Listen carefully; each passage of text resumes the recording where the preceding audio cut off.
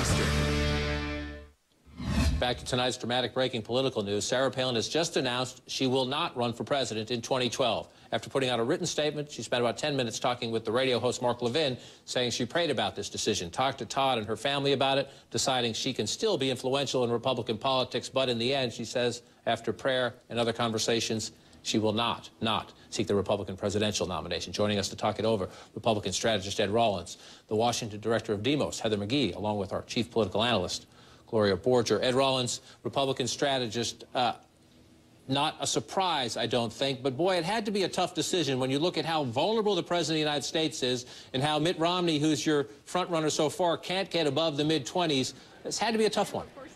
Well, particularly for her. She has her own individual political base. She certainly creates media attention. She can raise money. There's no organization there, though. I mean, it would all be an all-volunteer effort that would have to be thrown together in a very short period of time. There's no doubt in my mind that if she would have started a year and a half ago and really tried to be a serious candidate, she could have been a serious candidate. She says, Gloria Borger, in her statement, I will continue driving the discussion for freedom and free markets, including in the race for president, where our candidates must embrace immediate action toward energy independence. She goes on, talk about her priorities. She was already going down in the polls among Republicans, their support for her to be the nominee, their desire that she join the race. Does this lessen her influence? Is she now less of a power broker in Republican politics? In a way, she may become more of a power broker. In a recent Washington Post ABC News poll, 66% of Republicans did not want her to run, but that doesn't mean they don't want to hear her voice. And my question is, who will Sarah Palin endorse eventually? Because I think that endorsement could really be worth something. I think she probably You think she'll take that risk? Risky? She might. She might. Yes, she might. But, you know, she probably looked at the filing deadlines and saw they were coming up. She wasn't ready. As Ed said, she didn't have any kind of an organization. I think most Republicans were already discounting her in an odd way. This is kind of gets her back in the game, I think. I also think she likes Palin Inc. She's doing just fine in the private sector. That free market she so espouses is doing well. Heather, will the left miss her? That's a great question. Yeah, I think a little bit. We all saw what happened when she ran last election cycle, and it made for a lot of good jokes, and it made for a lot of sort of examples about the kind of leadership we don't want in this country. But I think there's a lot still left in the Republican field for progressives to really poke fun of. And when you look at the field, Sarah Palin out. If we were having this conversation 3 or 4 months ago, I would have said the candidate you were advising back then, Michelle Bachmann, would be the beneficiary. But Michelle Bachmann has had a rough couple of months. Is there one person who benefits, or does this just leave a slice of the right available for whether it's Bachmann, Santorum, Perry, Herman Cain? Is this everybody chase this, or does one person benefit? Those four, no, I don't think one person benefits. Those four candidates right there, their path out is through Iowa. And if one of them somehow can catch fire and basically win Iowa, they may be back in the game.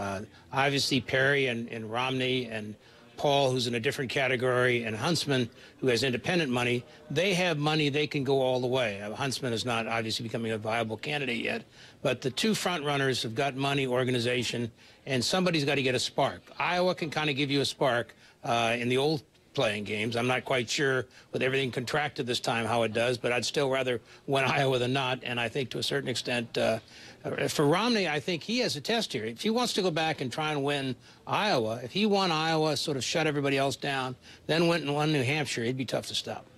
Yeah, he would, absolutely. But, you know, Iowa is a very tough haul for Mitt Romney. I don't think they're counting on Iowa. I think this is good for Ed's former candidate, Michelle Bachmann. But again, I think most of them have sort of discounted her. They just assume. But, you know, she did wait until the very last minute, by the way.